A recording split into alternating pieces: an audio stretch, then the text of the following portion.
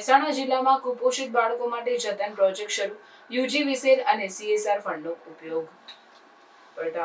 મહેસાણા જિલ્લામાં કુપોષિત બાળકોના જીવન ધોરણમાં સુધારો લાવવા માટે રાજ્ય સરકારે મહત્વપૂર્ણ પગલાં ભર્યા છે. યુજી વિશ્વેલ અને તેના કોર્પોરેટરો ફંડનો ઉપયોગ કરીને જતન પ્રોજેક્ટ શરૂ કરવામાં આવ્યો છે. આ પ્રોજેક્ટનો મુખ્ય ઉદ્દેશ્ય બાળકોમાં પોષણની સ્થિતિમાં સુધારો લાવવો છે.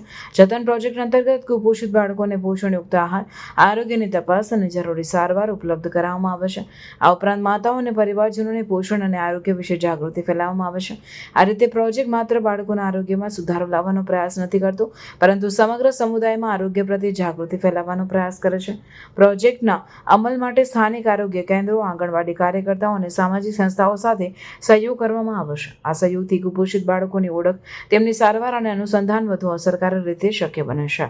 આ ઉપરાંત સમુદાયમાં પોષણ અને આરોગ્ય વિશે જાગૃતિ ફેલાવવાનું કાર્ય પણ કરવામાં આવે છે. જતન પ્રોજેક્ટના અમલથી મહેસાણા જિલ્લામાં કુપોષિત બાળકોની સંખ્યા ઘટાડી શકાય છે અને તેમના આરોગ્યમાં સુધારો લાવી શકાય છે. આ પ્રોજેક્ટ રાજ્ય સરકાર અને યુજી વિશેલના સહયોગથી સમુદાયના આરોગ્યમાં સુધારો લાવવા માટે એક મહત્વપૂર્ણ પગલું છે.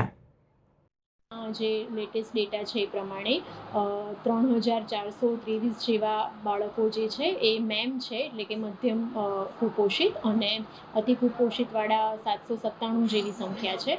અને એને આપણે સુપોષિત કરવા માટે જતન અંતર્ગત એક ચોક્કસ SOP બનાવી છે, જેની અંદર એક બાળકનું અઠવાડિયામાં ઓછામાં ઓછું 4 થી 5 વખત ફોલોઅપ લેવામાં આવે છે. અને ICDS ડિપાર્ટમેન્ટ તરફથી એનું જે પોષણ સ્તર છે એ સુધારવા માટે ઘનિષ્ઠ પ્રયત્ન કરવામાં આવે છે. અને જે મેડિકલ સારવાર પાત્ર છે તે એ આખો જે રોલ છે એ હેલ્થ ડિપાર્ટમેન્ટ અંતર્ગત જાય છે.